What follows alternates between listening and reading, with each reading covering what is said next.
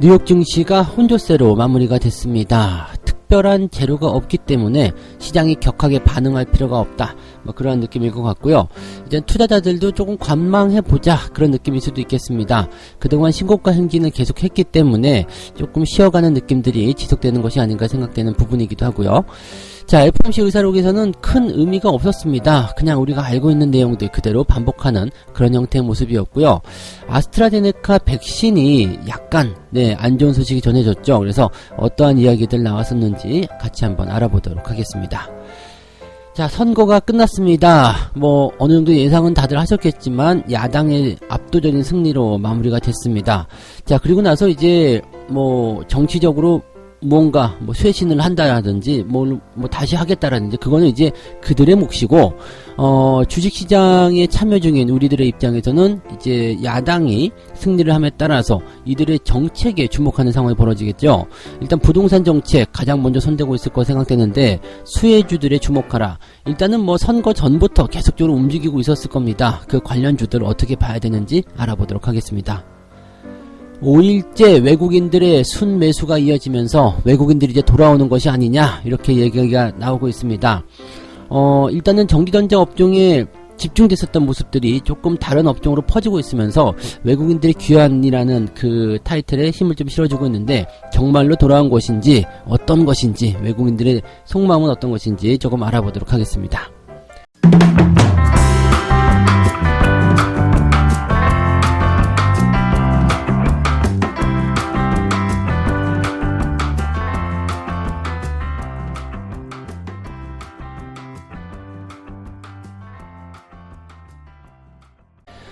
네, 반갑습니다. 오늘은 4월 8일 목요일입니다.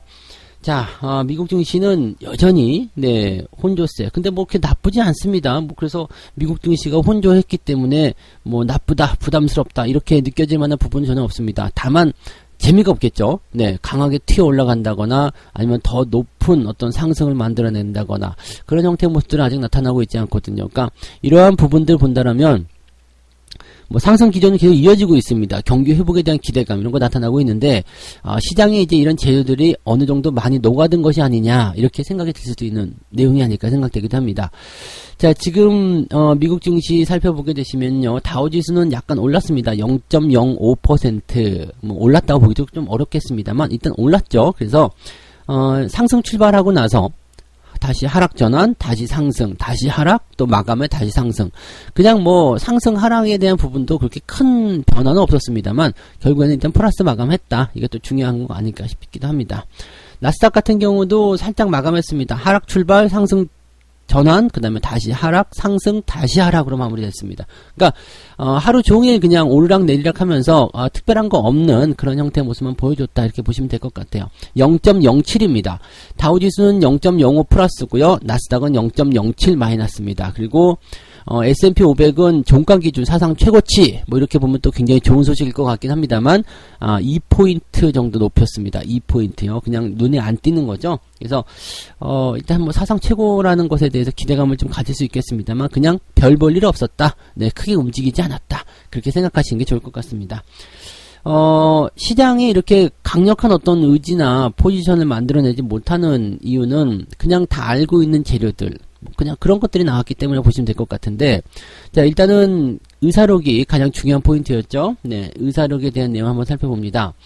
FOMC 의사록이 발표가 됐는데 여기 의원들이 뭐라고 그랬냐면 경제가 크게 개선되는 것을 목격하고 있다. 그렇지만 이 완화적 정책에 변화를 주기 위해서는 더 큰 진전이 필요하다. 그러니까 아직 멀었다. 아직 멀었다. 우리가 생각한 목표치에 비해서는 아직 멀었다라는 이야기가 이제 대표적이다라고 보시면 될 것 같습니다. 연준 위원들이 이런 그 발언들을 또 해줍니다. 그래서 FOMC 의사록에서 이제 아직 더 많은 그런 길을 더 가야 된다, 더 먼 길을 가야 된다 이런 얘기를 했었는데, 연준 의원들이 이번에 발언을 하면서 뭐라고 그랬냐면 연준의 물가 및 고용 목표를 달성하기 위해서는 당분간은 완화적 통화 정책이 더 필요하다 이렇게 얘기를 좀 했고요.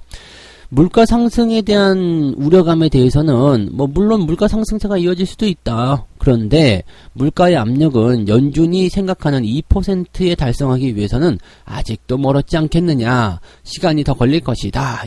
이런 식으로 얘기를 했습니다.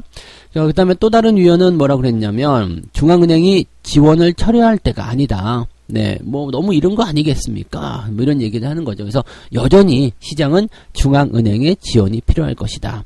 그러니까 지금 돈을 걷어들이게 된다라면, 즉 출구 전략을 사용하게 된다라면 이제 겨우 올라오기 시작한 이 시장 경제가 다시 붕괴될 수 있다. 그렇게 되기를 원하지 않는다. 이것이 이제 연준의 입장이라고 보시면 될 것 같아요. 당연한 얘기겠죠.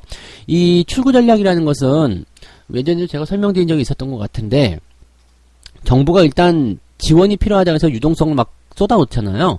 막 불어넣고 나면 이제 민간에 있는 그 기업이나 투자처들이 그걸 살펴보는 거예요. 진짜 정부에서 돈을 많이 불어넣었네. 시장의 상황이 좋아지고 있네. 그렇다면 나도 투자해봐야 되겠다. 이런 식으로 되는 거거든요. 그래서 민간 자본이 들어오는 만큼 돈을 걷어 들어가는 것이 이제 그 출구 전략이라고 보시면 되는데, 민간 자본들이 지금 충분히 들어오지 않고 있거든요. 왜냐하면 경기의 어떤 회복 속도가 늘어나고 있지만 투자에 대한 부분들이 확장되고 있는 것은 아니거든요. 그래서 아직은 더 필요하다. 네, 이런 얘기를 하고 있는 거죠.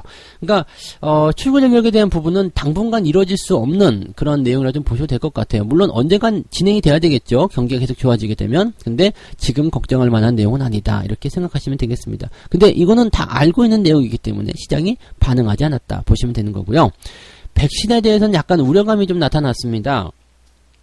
아스트라제네카 지난번에 뭐 크게 영향 없으니까 괜찮다, 계속 접종해라 이렇게 얘기가 나오긴 했는데, 유럽의약품에서는 이런 얘기를 한번 더 합니다. 아스트라제네카 백신이 혈소판 감소를 동반하는 특이 혈전 생성에 매우 드문 사례와 관련성이 있을 가능성이 있다. 뭔 개소리지? 네, 그러니까 매우 드문 사례와 관련성이 있다가 아니라 그럴 가능성이 있다, 이렇게 얘기를 했습니다. 그러니까 거의 일어나지 않는 일인데 그런 부작용이 있을 수도 있다라고 얘기를 했습니다. 그러니까 100%는 아니다, 완전히 무관한 것은 아니다라고 얘기를 해준 거죠. 그러다 보니까 이건 뭐 약간의 그 걱정거리가 좀 될 수도 있겠습니다만, 그냥 뭐 사실 뭐 독감 백신이라든지 뭐 여러 가지 부분에서도 뭐 이런 특이한 어떤 부작용이 일어날 수도 있잖아요. 그때 뭔가 합이 안 맞는다든지 이렇게 되면 그럴 수 있는 상황이 있기 때문에 당연히 그럴 수 있겠죠. 그래서 뭐 그러한 부분들이다라고 생각하시면 될 것 같아요. 그래서 뭔가 이런 연관성이 있을 수도 있다, 이렇게 얘기를 했다라는 거. 관련이 없어요 라고 얘기하는 것이 아니라 연관성이 있을 수도 있어요. 이것은 뭐 악재 요인이 될 수도 있겠죠. 그렇지만 여전히 백신 접종을 함으로 인해서 얻을 수 있는 이익이 더 크기 때문에 백신은 계속 맞는 것이 좋겠다. 네, 그냥 뭐 길 가다가 넘어질 가능성, 그것 때문에 길을 안 나간다, 바깥도 안 나간다, 이거는 좀 다른 얘기잖아요. 그죠? 그래서 그런 작은 우려감 때문에 백신 접종을 하지 않는다면 더 큰 우려감이 있을 수 있다. 뭐 그런 식의 얘기가 될 거라고 보시면 됩니다. 그래서 뭐 지금 근데 이렇게 조금이라도 좀 불안한 상황이 만들어지게 되면 백신 접종을 하기 싫은데요, 뭐 이렇게 나올 수 있거든요. 그래서 이 백신 안전에 대한 우려감이 접종에 조금 차질을 야기할 수 있다, 이런 것에 대한 어떤 부담감, 이렇게 보시면 되겠죠. 그렇지만 이제 그 최근에 JP 모건의 회장이 그 미국 경제에 대해서 낙관적인 전망을 제시를 했는데 뭐라고 그랬냐면, 대규모 저축, 그리고 정부의 재정 지출 확대, 코로나 백신 접종의 어떤 그 확장, 이런 것들을 통해서 경제 호황은 2023년, 지금 2021년이잖아요. 내년도를 넘어서 2023년까지 이어질 것이다 라고 전망을 했다라고 합니다. 주주들에게 보낸 서한이라고 하니까 그냥 뭐 회사의 입장을 발표한 내용이긴 한데, 이 투자은행의 이런 공식적인 그런 입장 발표는 굉장히 긍정적인 사항 중에 하나가 아닐까라고 보여지기도 합니다. 자, 어쨌건 뭐 백신에 대한 부분들 시간이 지나면서 계속적으로 더 안전하게 되고, 그 다음에 접종의 그 부분들도 늘어나게 되겠죠. 그래서 아마 올 하반기, 네, 어떻게든 시간이 지나가잖아요. 올 벌써 4월달도 이제 초입이 다 지나가고 있는 상황인데, 5월달, 6월달쯤 되면 더 많은 사람이 백신 접종하게 될 거고요. 올 가을쯤 되면은 거의, 네, 대부분의 국민들이 이제 또는 글로벌 시장에서도 백신 접종이 다 이루어지지 않을까 생각합니다. 그러면 아마도 네, 올 가을 정도까지만 좀 힘들면 더 낫지 않겠는가, 확 줄어드는 모습이 좀 만들어져야지 백신의 효과가 나타나게 될 텐데 지금은 어떻게 될런지. 자, 일단은 미국 쪽 먼저 상황을 보긴 해야 되겠고요. 올 하반기 들어서면 백신 접종이 굉장히 빨라질 거예요. 왜냐면 이제 접종을 다 하고 나면 공급 물량이 남아나기 시작하겠죠. 그렇게 되면은 막 들어오기 시작할 겁니다. 그래서 올 하반기 시점에서의 어떤 백신 접종은 더 빨라지기 시작할 것이다. 생각했던 것보다 더 빠른 시간 안에 접종이 될 수도 있겠다. 이렇게 보시면 되겠습니다. 조금만 더, 네, 이 코로나에 대한 부분들 참고 견디시면 좋을 것 같아요. 주식으로 한번 달래보시면 어떨까요? 시장에서는 그래도 꾸준하게 계좌의 어떤 상승 효과를 통해서 그래도 그나마 리가 있어서 살만하다. 이런 느낌들을 좀 가져보셨으면 좋을 것 같아요. 자, 두 번째 이야기 가겠습니다. 네, 선거가 끝났습니다. 아우, 말도 많고 그냥 탈도 많고 그냥 막 네, 시끄럽고 그랬던 선거가 끝났는데 이거는 우리가 어느 정도 예상은 다 했어요. 그죠? 야당의 압승. 네. 뭐, 우리 다 예상했죠. 뭐, 서울하고 부산 일단 다 이겨먹는 모습인데, 누가 이기든, 뭐, 관계는 없습니다. 지금 주식을 하는 사람 입장에서는, 그, 정책적인 수혜주들, 그래서 누가 이김으로 인해서 거기에 따른 정책들이 어떻게 나올 것이냐, 그런 부분들이 중요한 거잖아요. 그래서, 부동산 정책주들, 이것이 이제 가장 큰 화두인데, 사실 누가 되더라도 부동산 정책에 대한 정책 수혜주들은 나타나게 되어 있습니다. 여당이든 야당이든 관계가 없어요. 그래서 우리가, 선거 이전부터 정책 수혜주라고 해서 부동산 관련주들, 뭐, 건설, 철강, 뭐, 그런 것들, 또 페인트, 시멘트 이런 것들, 네, 건자재, 인프라 이런 쪽으로 계속 관심을 좀 갖게 해드렸었는데 그런 부분들이 또 계속 진행이 될 거고 또 특히 야당 쪽에서 이제 승리를 하게 됨에 따라서 이런 부동산 정책주들이 더 힘을 많이 쏟게 될 것이다 라고 되어 있습니다. 건설 자재 업종 지금 일단은 그 서울시장으로 오세훈 이제 시장이죠. 이제 당선되고 나서는 이제 뭐가 되느냐면 재건축에 대한 부분 네, 이것도 중요한 포인트인 것 같아요. 뭐, 주택 공급에 대한 얘기도 당연히 있겠습니다만, 재건축에 대한 이슈가 훨씬 더 크게 발생하는 모습인 것 같아요. 그래서 그러다 보니까 이제 건설주들도 당연히 올라가는 모습이 좀 있습니다만, 건설주들의 상승도 중요한 포지션이었겠지만, 이 건설 자재, 건자재 업종 이쪽에서의 주가 상승률은 훨씬 더 컸다라고 좀 볼 수 있을 것 같아요. 뭐 상대적으로 좀 그렇긴 합니다. 건설주들이 아무래도 대형주였기 때문에 상승폭이 조금 둔화됐을 수도 있겠고요. 대신에 건자재 쪽은 조금 시총이 작잖아요. 그러다 보니까 또 상승폭이 더 크게 나타났을 것이다라고 볼 수도 있겠습니다. 근데 어쨌든 뭐 건설이든 건자재든 뭐 전부 다 이제 수혜주로 작용할 수 있는 부분이라고 생각하시면 되겠고요. 대표적인 게 이제 시멘트죠. 네, 시멘트 쪽에서는 상승률이 굉장히 좋습니다. 지금 한일시멘트가 36% 정도 상승을 좀 했었던 모습이었고요. 아시아시멘트가 32%, 삼표가 19, 고려가 12, 쌍용이 11, 뭐 이렇게 되어 있는데 뭐 한풀 꺾일 것이다라는 전망들도 있습니다. 그동안 수혜를 입었기 때문에 뭐 단기적으로 이제 그 수혜 구간이 끝났다라고 볼 수 있겠지만 정책이 이제 시행이 되는 상황이기 때문에 당분간은 더 이어질 수 있지 않겠느냐라는 생각도 좀 해볼 수 있을 것 같아요. 건설이나 건자재 쪽에서는 뭐 일단 끝난 게 아니라 이제 시작이잖아요. 그러니까 기대감을 가지고 준비하고 있다가 이제부터 또 상승이 진행될 수 있는 그런 상황일 수도 있겠다 보시면 되겠죠.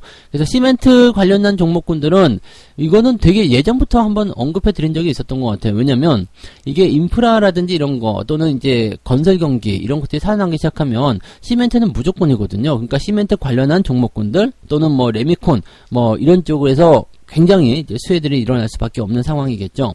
실질적으로 뭐 관련 기업들 많이 더 올라오는 거 확인을 하셨을 겁니다. 제가 여러분들한테 말씀드렸던 것도 유진기업 같은 종목들도 상승률이 굉장히 좋았죠. 그러니까 그런 포지션들만 우리가 잘 생각하시면 아마 수익률에 대한 측면에서는 긍정적인 상황들을 계속 보실 거라 생각합니다.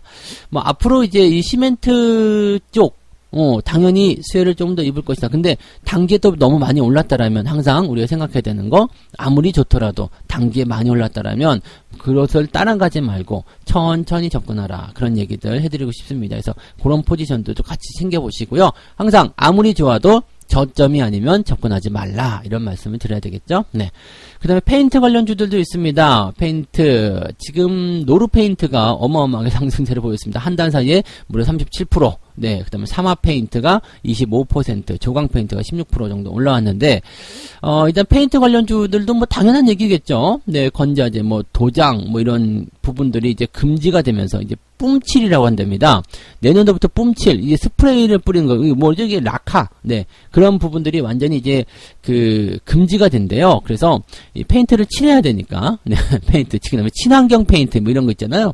이런 것들 칠해야 되는 거. 이게 별개 이제 전부 다 이제 그 수혜가 되는 내용이긴 한데 어쨌건 뭐 그렇게 됩니다. 그래서 지금 뭐 주택, 건설 관련 업체 중에서 이 페인트 관련 업종은 반드시 꼭 담아야 된다라고 이제 증권사에서 얘기하고 있을 정도인데, 뭐 건자재 업종에서 가장 수혜받는 것들이 또 페인트가 아니겠습니까? 그래서 뭐 그런 종목군들 이제 골고루 보시는 것도 괜찮겠고요. 저 역시도 이제 페인트 관련주들 네, 일단 포트폴리오에 담아놓고 있는 상태죠. 뭐 어쨌든 이런 종목군들은 자기 위치가 맞아 떨어진 시점에서는 매수를 계속 들어가도 괜찮아요. 근데 그 중에서도 이제 실적이라든지 또는 이제 성장성 이런 것들을 보면서 접근하시면 더 좋겠죠. 자, 어떤 종목이 올라갈 것인지 또 내가 가진 종목이 어느 그 섹터에 포함되어 있는지는 우리가 잘 생각하고 들어가시면 좋습니다. 정책 수혜주들 올 한 해 동안 계속 끌어오르는 그런 종목군이 될 겁니다. 그 중에 하나가 이제 부동산 정책 관련한 건자재 이런 쪽이라고 보시면 됩니다. 뭐 리모델링이나 재건축 쪽으로 간다면 더 많은 섹터들이 포함이 될 겁니다. 그래서 그쪽 관심을 계속 가져보시는 거 필요하지 않을까 생각되니까 그런 것들도 같이 생각하고 들어가시면 좋을 것 같습니다. 세 번째 이야기 넘어갈게요. 네, 5일째 순 매수를 한 외국인 드디어 돌아왔나? 커먼했나? 커먼이 아니죠. 컴백. 네, 컴백입니다. 컴백. 네, 커먼이 아닌. 네, 어쨌든 네, 이 제임스와 토마스가 돌아왔느냐 이거죠.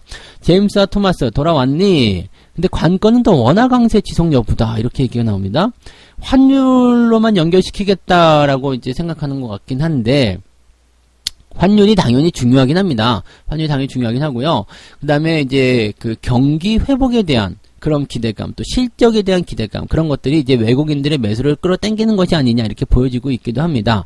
지금 IT 업종군들, 전기전자 업종군들에는 외국인들의 매수가 많이 들어가는 것이 당연해요. 네, 그래서 IT 쪽에 계속 이어지고 있고요. 그 다음에 또 다른 업종에도 같이 이제 포함이 되는 것 같아요. 금융주라든지 정상적인 외국인의 수급을 보여주고 있어요. 그래서 이 정도면 괜찮은데, 괜찮은데 이런 생각들 계속 하고 있긴 한데 지금 문제는 5월달에 공매도를 앞둔 시점이기도 하고요. 또 그동안 외국인들이 선호하는 업종군들이 너무 많이 올랐다는 거겠죠. 그래서 그동안 뭐 1월달 들어서면서 계속 매도를 하고 있었는데 지금 매수가 조금 들어왔다고 해서 여기서 또 완전히 돌아왔나, 외국인들이 이제부터는 끌고 올라가나, 이런 식의 느낌들을 갖기는 조금 부족하다는 이야기죠. 그러니까 지금 상황에서의 외국인 매수는 일단은 제한적인 매수를 보여주고 있다. 매수가 뭐 몇천억씩 들어오지도 않잖아요. 생각했던 것보다 좀 작죠.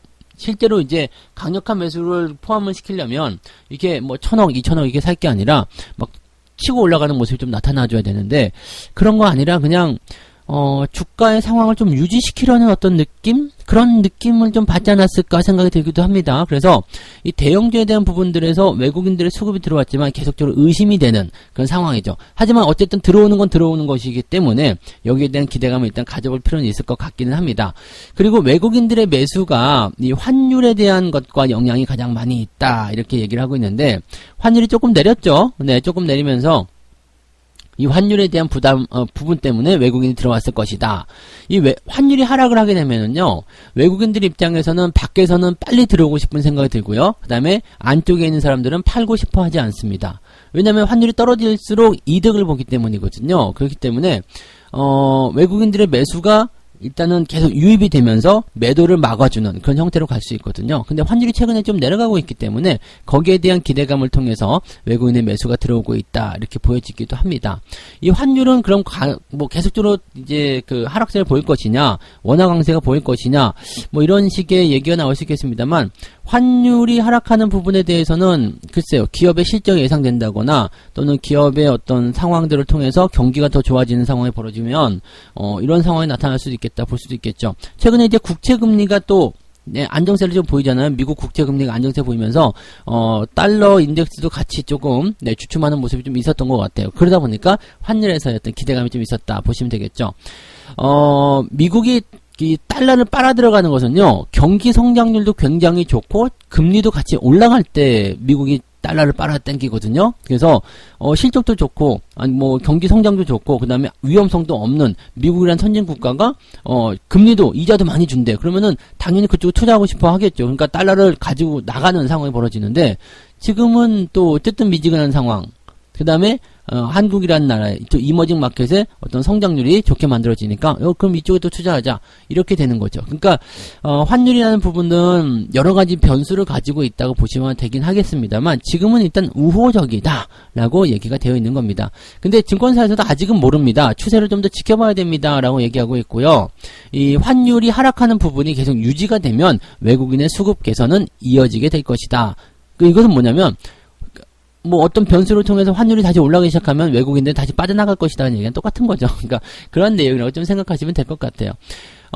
일단 외국인들의 수급을 환율과 연결시켜서 보는 것은 괜찮습니다. 그래서 그건 뭐 당연하게 기본적으로 분석해야 되는 내용이기 때문에, 환율이 떨어지고 있는 상황, 워낙 강세가 나타나는 상황에서는 외국인들의 매수가 들어올 수 있다. 근데 여기서 우리가 좀 생각해야 되는 것은 좀 다양한 부분, 외국인들이 그동안 많이 팔아치운 것에 대해서 상대적으로 들어오는 자금 수량은 적다라는 거, 아직 많지 않다는, 물론 아직 5일밖에 안 됐기 때문에 잘은 모르겠습니다만, 네, 아직까지는 좀 미비하다, 그 규모가 크지 않다라는 것, 그 다음에 이런 것과 상대적으로 또 연기금이 팔아치우고 있다는 거, 그래서 외국인들이 매수를 하고 있지만 재미를 못 보고 있다는 거, 그냥 유지만 하고 있다는 거, 그 다음에 공매도가 다가오고, 글쎄요, 여러 가지 또 고민을 좀 해봐야 되는 상황이 아닐까 싶기도 한 그런 부분이기도 합니다. 어쨌건 환율과 지금은 연관을 통해서 외국인 매수가 들어오고 있다는 거, 환율을 보면서 상황을 좀 보시면 좋겠습니다. 외국인 매수가 계속 들어와 준다라면 연기금의 매도가 멈추는 시점에서는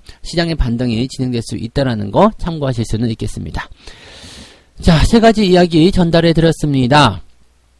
미국 증시가 혼조세를 보였어요. 의사록에 대한 부분, 백신에 대한 부분, 이런 것들이 있었지만, 뭐 사실 이 내용들은 다 알고 있는 내용이라서 특별한 게 없었다라고 보시면 될 것 같고요. 선거가 끝나고 나서 부동산 정책에 대한 수혜주를 주목해야 한다라고 되어 있는데, 그것과 관련된 부분은 올 한 해 동안 시끌시끌 할 거예요. 어쨌든 뭐 대선에 대한 이야기도 또 나오게 될 텐데, 정책 수혜주로서는 부동산만한 게 없거든요. 그러다 보니까 뭐 재건축, 리모델링부터 해서 잔뜩 나올 겁니다. 그래서 이런 정책 수혜주들 실제로 먼저 관심을 가지고 선점하게 되시면 수익을 보게 될 가능성이 높다라고 봐주시면 될 것 같아요. 네.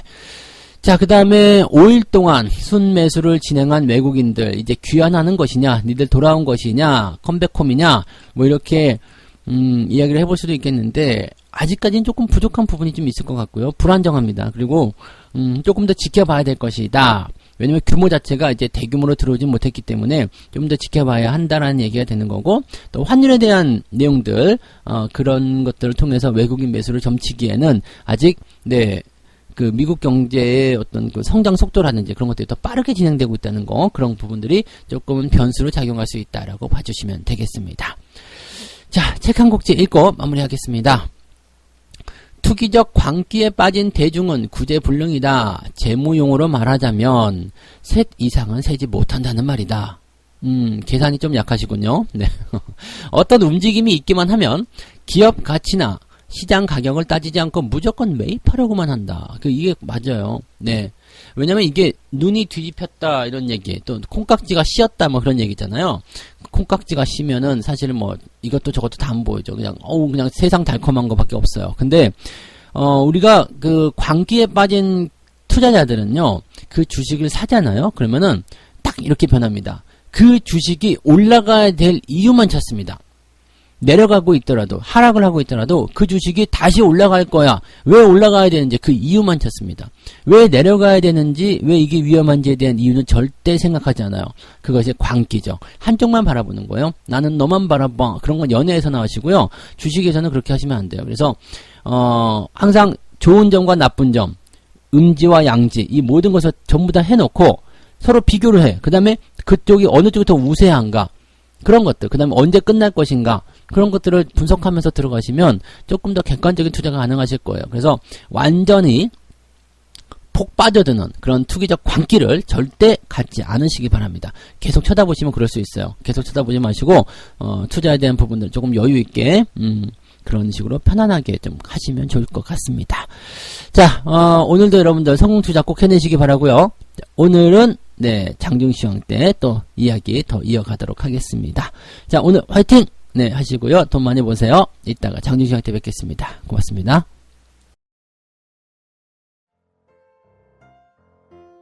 본 방송에서 제공되는 모든 정보는 투자 판단의 참고 자료이며 투자의 최종 책임은 본 방송을 이용하는 본인에게 있습니다.